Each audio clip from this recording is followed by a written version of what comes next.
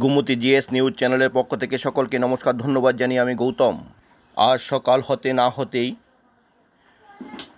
উৎসবের মেজাজে ভোটাররা বিভিন্ন সাজে সুসজ্জিত হয়ে ভোট প্রদানের জন্য লাইনে দেখা যায়।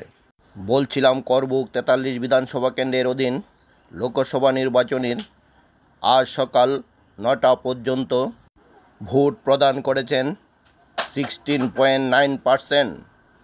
এক সাক্ষাৎকারে করবুক মহকুমার মহকুমা শাসক অর্থাৎ আরও মিস্টার পার্থ দাস এই কথা জানান।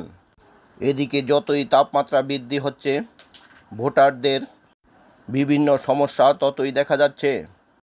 তার মধ্যে দিয়েই ভোট প্রদান করতে হবে, কেননা আমাদের সর্বশ্রেষ্ঠ গণতন্ত্রকে জনস্বার্থে পুনরায় প্রতিষ্ঠিত করে পৃথিবীর মধ্যে মাথা উঁচু করে